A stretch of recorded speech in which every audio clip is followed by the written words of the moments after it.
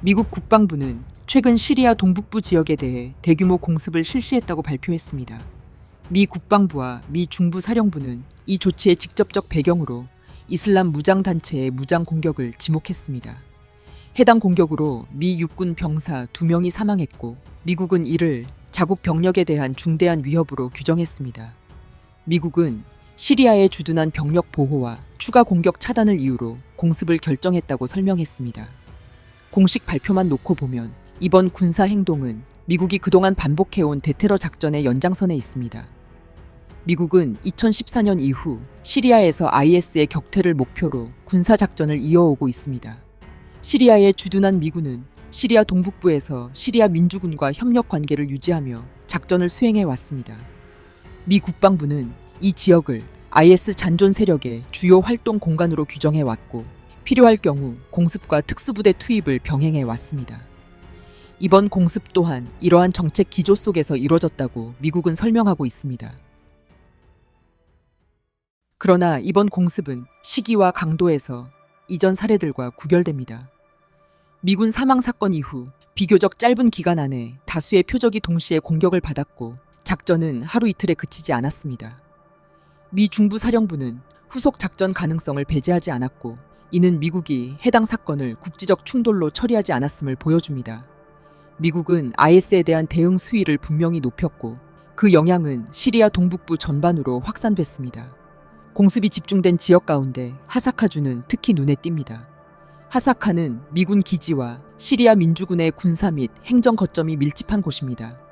시리아 내의 다른 지역들과 비교하면 상대적으로 통제 상태가 유지되어 왔고 미군이 장기간 안정적으로 활동해 온 지역으로 분류돼 왔습니다.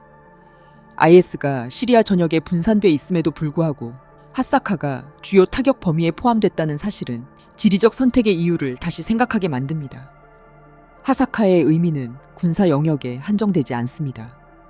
이 지역은 중국 국가철도 집단, 이란 철도청, 터키 교통 인프라부가 협력해 추진 중인 중국 이란 터키 철도 연결 구상과 밀접한 관련을 갖습니다. 지난달 30일 이란과 튀르키예가 아시아와 유럽을 잇는 새로운 철도 계획을 발표했습니다. 해당 철도는 중국에서 출발해 중앙아시아를 거쳐 이란으로 진입한 뒤 터키를 통해 유럽 철도망과 이어지는 노선으로 계획돼 있습니다. 즉 중국이 추진하는 육상 물류 인프라의 핵심인 것입니다. 이 구상이 실질적으로 작동하기 위해서는 동부 시리아의 장기적 안정이 필수 조건으로 요구됩니다. 하사카는 그 조건을 충족해야 하는 핵심 구간 가운데 하나로 인식되어 왔습니다. 미국의 공습은 IS를 목표로 했습니다. 동시에 그 공습은 하사카 일대를 다시 군사 긴장이 상존하는 공간으로 바꾸어 놓았습니다. 군사 활동이 반복되는 지역에서는 민간 인프라 논의가 자연스럽게 뒤로 밀립니다. 시리아의 북부인 하사카 주변을 통과하는 철도 구상 또한 이러한 환경 변화의 영향을 피하기 어렵게 됐습니다. 하사카 지방은 이란의 접경 지대에 위치하고 있기에 중국의 철도 계획이 지나가는 곳과 굉장히 인접해 있다고 할 수 있습니다. 중국 국가 철도 집단이 해외 철도 사업을 검토할 때 적용하는 절차는 비교적 명확합니다.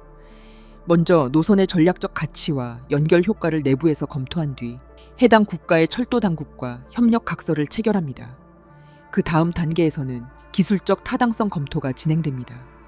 이 과정에서 노선의 길이와 궤간, 국경 통과 방식, 전력과 신호 체계가 검토 대상이 됩니다.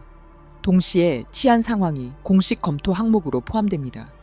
중국 국가 철도 집단은 군사 충돌 가능 지역을 통과하는 노선에 대해 다음 단계로의 진행을 승인하지 않는 것으로 알려져 있습니다. 이 단계에서 중요한 것은 철도 루트에 직접적인 파괴가 이루어졌는지가 아닙니다.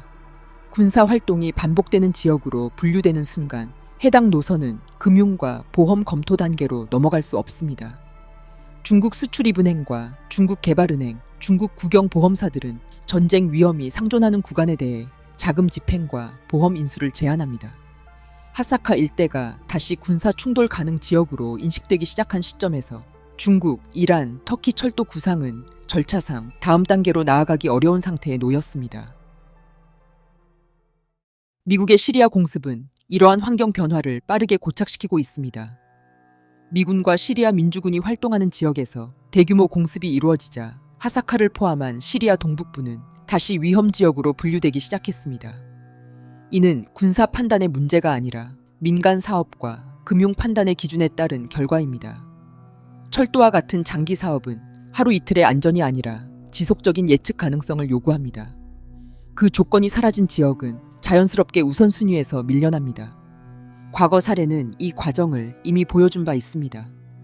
아프가니스탄에서는 투르크메니스탄과 파키스탄, 인도를 잇는 타피 파이프라인이 수십 년간 논의됐지만 전쟁 상태가 지속되면서 실행되지 못했습니다. 시리아에서도 이란과 이라크, 시리아를 연결하는 가스 파이프라인 계획이 내전과 군사 개입 속에서 현실성을 잃었습니다. 두 사례 모두에서 공통적으로 확인되는 점은 장기적 연결 사업이 군사 활동이 반복되는 지역을 통과할 수 없다는 사실입니다. 결국 미국의 시리아 공습은 대테러 작전이라는 명확한 목적 아래 수행되었지만 동시에 그 공습은 시리아 동북부를 다시 장기적 안정과 거리가 먼 공간으로 만들었습니다. 이 변화는 중국과 이란, 터키가 추진하는 육상 철도 연결 구상에 직접적인 영향을 미치고 있습니다. 총성이 반복되는 지역에서 철도와 파이프라인은 계획으로만 남게 됩니다. 미국의 공습은 끝날 수 있습니다. 그러나 이 지역에 군사 긴장이 상존하는 한 중국 주도의 유라시아 철도 계획은 실제로 이어지기 어렵습니다. 결국 이번 사안은 이슬람 무장단체의 미군 공격에서 출발해 미국의 보복 공습으로 이어졌고 그 과정에서 시리아 동북부의 긴장은 다시 높아졌습니다. 미군의 군사 행동은 특정 무장단체를 겨냥했지만 그 결과로 형성된 환경은 지역 전체를 장기적 안정과 거리가 먼 상태로 되돌려 놓았습니다. 이 변화는 중국 국가철도 집단이 주도하고 이란 철도청과 터키 교통인프라부가 협력하는 철도 계획에 직접적인 부담으로 작용하고 있습니다. 해당 노선이 통과하는 지역에서 유사한 공격과 그에 따른 미군의 보복 작전이 반복될 경우 철도 구상은 절차적 단계에서 지속적으로 제약을 받을 수밖에 없습니다. 철도는 관광이나 물류 편의를 위한 수단에 그치지 않습니다. 국가 간 패권과 통제력이 연결되는 인프라이며 파이프라인 역시 동일한 성격을 갖습니다. 중국이 주도하는 방식으로 유라시아 인프라가 구축될 경우 이는 기존 질서에 영향을 미치는 사안이 됩니다. 이런 사업이 충돌과 군사 긴장이 상존하는 지역을 통과하는 한 다양한 방식의 저지가 뒤따를 가능성은 줄어들지 않을 것입니다. 현재 시리아에서 벌어지고 있는 미국과 이슬람 무장단체 간의 충돌은 이러한 현실적 메커니즘을 단적으로 보여주고 있습니다. 그리고 IS는 이 단계에서 굉장히 중요하고 결정적인 명분을 제공하고 있습니다. 시청해 주셔서 감사합니다.